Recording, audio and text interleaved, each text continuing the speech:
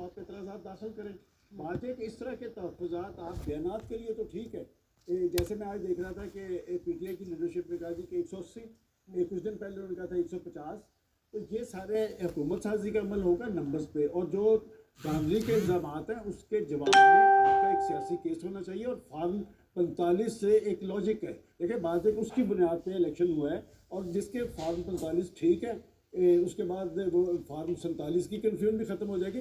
میں سمجھتا ہوں کہ ریزرویشن تو ضرور ہے, اور وہ بلاول صاحب بھی یہ کہتے نظر آ رہے ہیں کہ لیکن سلمان صاحب کچھ پارٹیز نہیں مان رہی اس بات کو. جیسے کہ اگر ہم مسلم لیگ نون کی بات کریں, خاص طور پہ مریم اورنگزیب صاحبہ نے کل یہ کہا کہ ان کے حوالے سے کچھ خبریں چل رہی تھی کہ وہ بھی تحقیقات کی بات کر رہی ہیں, جس کو انہوں نے آ کے اس کی تردید کی. کہا کہ میں تو یہ بات کر رہی ہوں کہ کمشنر صاحب کی تحقیقات ہو, اس معاملے کی تحقیقات نہ ہو. ان کا بیان دونوں انہیں تحقیقات سے پریشان ہونے کی ضرورت نہیں. جو جیتا ہوتا ہے نا اس کو پریشان ہونے کی ضرورت نہیں ہے. بات ہے کہ جس کام کے لیے وہ بیان آیا تھا نا, میں اس لیے کہہ رہا ہوں کہ کل یا پرسوں تک وہ معاملات بھی ٹھنڈے پڑ جائیں گے. بات ہے کہ وہ شخص براہ راست تو ذمہ دار اس الیکشن عمل کا حصہ نہیں تھا, کمشنر تھا. البتہ کمشنر کے احکامات اور ہدایات ڈپٹی کمشنرز کو ضرور جاتے ہیں جو ڈسٹرکٹ ریٹرننگ آفیسر تھے.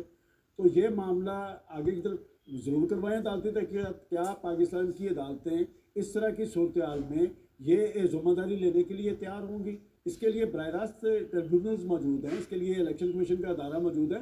اور پاکستان کی پولیٹیکل لیڈرشپ کو یہ سوچ لینا چاہیے کہ جب آپ کے پاس ایک چیز ایک پروگیٹو آتا ہے نا, تو کسی شخص کو چیف الیکشن کمشنر بنانا ہے تو پھر ادھر ادھر سے دیکھنے کی بجائے کسی سالڈ بندے کو ہی لانا چاہیے. یہ چیف الیکشن کمشنر پاکستان میں جناب عمران خان صاحب پہ تعینات کرتا ہے, اور اس کے بعد جو کچھ وہ ان کے بارے میں کہتے رہے ہیں, میں سمجھتا ہوں کہ آئینی اداروں کے سربراہان انٹیگریٹی کے حامل ہونے چاہیے, اور اس پہ بہت سوچو بچار سیاسی ساتھیوں پہ کہنے کے لیے. آپ ابھی چونکہ چیف الیکشن کمشنر کی بات کر رہے ہیں, تو جو ان کی طرف سے الیکشن کمیشن کی طرف سے پہلے ہی ایک بیان جاری ہوا کہ اس معاملے کی تحقیقات ہوگی, کمیٹی بھی بنائی ہے انہوں نے, اور کہا کہ توہین الیکشن کمیشن کی کارروائی ہوگی جو کمشنر راولپنڈی ان کے خلاف. تو ابھی تو تحقیقات ہوئی نہیں, تو یہ کارروائی کی بات پہلے ہی کیسے چل رہی ہے؟ ایک ادارے کو تو انہوں نے رگیدنے کی کوشش کی ہے. میں تو اسی لیے کہہ رہا ہوں نا, میں تو کسی کی کوئی ترجمانی نہیں کر رہا کہ ایک آئینی ادارے کا سربراہ آپ نے خود لگایا ہے اور خود آپ اس کو ٹارگٹ کرتے نظر آ رہے ہیں. اور آج تک تو حالت یہ ہے کہ کبھی آپ کہتے ہیں کہ چیف جسٹس صاحب کو تسلیم کرتے ہیں, کبھی آپ ان کا استعفیٰ مانگتے ہیں. میں سمجھتا ہوں آج اچھی بات کی ہے منسٹر گوہر نے کہ ہم نے چیف جسٹس کے استعفے کا مطالبہ نہیں کیا. بات ہے کہ کسی آئینی ادارے کی تو عزت و تکریم پاکستان کے اندر رہنے دیں. اور یہ ساری صورتحال پاکستان کے اندر پچھلے 5 سال 10 سال میں کریٹ ہوئی ہے. اس سے پہلے ایسی صورتحال طاری نہیں ہوتی تھی.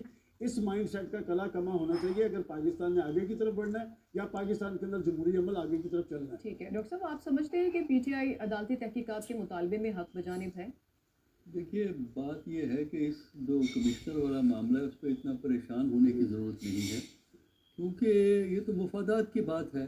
جس کا جو مفاد ہے اس کا وہ سٹینڈ لیتا ہے, امیجیٹ مفادات کی بات ہوتی ہے. آپ جوڈیشل انکوائری کروا لیں, وہ جو الیکشن کمیشن انکوائری کر رہا ہے. اب یہ الیکشن کمیشن ان کی مہربانی ہے کہ انکوائری کر رہے ہیں, کیونکہ اگر وہ نہ کریں تو ہم ان کا کیا بگاڑ سکتے ہیں. مطلب ہماری اوقات کیا ہے کہ اداروں کو ہم کچھ کہہ سکیں جو ہے. لیکن یہ خیال رکھنا ضروری ہوتا ہے کہ الیکشن کمیشن تو پارٹی ہے, اس پہ تو چارج لگا ہے, وہی انکوائری کروا رہا ہے. یعنی یہ بڑی دلچسپ بات ہے. اور پھر وہ تلوار کہ جی وہ کیا کہتے ہیں عزت کا سوال, عزت کے وہ کیا اس کا کیا کنٹیمپٹ آف الیکشن کمیشن. اچھا, اب سوال یہ ہے کہ خوف پیدا کر کے عزت نہیں ملتی, یا خوف پیدا کر کے آپ اپنی عزت نہیں کروا سکتے. عزت اس وقت ہوتی ہے جب آپ دوسروں کے دلوں میں اپنے لیے احترام پیدا کریں, اور احترام اس وقت پیدا ہوتا ہے جب آنیسٹی اور فیئرنیس. آنیسٹی اور فیئرنیس وہ نہیں ہے جو آپ ڈگڈگی بجائیں. آنیسٹی اور فیئرنیس وہ ہے دنیا کہے کہ یہ شخص یہ ہے, یہ شخص یہ ادارہ یہ کام کرتا ہے. اچھا ڈاکٹر صاحب, ابھی آپ نے جیسے کہا الیکشن کمیشن خود اس میں پارٹی ہے, اوبویسلی اس کے اوپر ہی ایلیگیشن لگ رہے ہیں, تو اس کی تحقیقات سے تو نتیجہ نہیں نکل سکتا, اور کہہ دیا پہلے ہی کہ توہین الیکشن کمیشن کی کارروائی ہو سکتی ہے. کون سا ڈاکٹر صاحب کون ہے پھر ایسا پلیٹ فارم جہاں پہ؟ کوئی پلیٹ فارم نہیں ہے. اس کا جو رزلٹ ہے وہ زیرو ہے. چاہے آپ جوڈیشل انکوائری کروا لیں, چاہے آپ وہ الیکشن کمیشن کی کروا لیں, ایڈمنسٹریٹو کی کرا لیں, بندوبست ہو چکے ہیں. دیکھیے جو ان کو خطرہ تھا کہ کہیں اس کمشنر کے چکر میں 2-4 اور نہ کہہ دیں, کمشنر کے ساتھ جو کی ہے سابق کمشنر کے ساتھ, اب کوئی اور نہیں ہمت کرے بیوروکریٹ میں فار دا ٹائم بینگ. تو اس لیے میرا نہیں خیال کہ یہ کوئی یہاں فیئرنیس کا ایشو ہے. یہاں مفادات کی جنگ چل رہی ہے, مفادات ہیں, जमातों के हैं, अदारों के हैं, शख्सियात के हैं, और यही हमारी पॉलिटिक्स है। असूल या जमहूरियत की तो यहाँ कोई अमल दखल ही नहीं है ना हमारी सियासत में। जमहूरियत उस वक्त तक अच्छी है जिस वक्त तक वो मेरे मफादात को प्रोटेक्ट करती है। जब जमहूरियत मेरे मफादात को प्रोटेक्ट नहीं करती, मैं जमहूरियत की छुट्टी कर देता हूँ।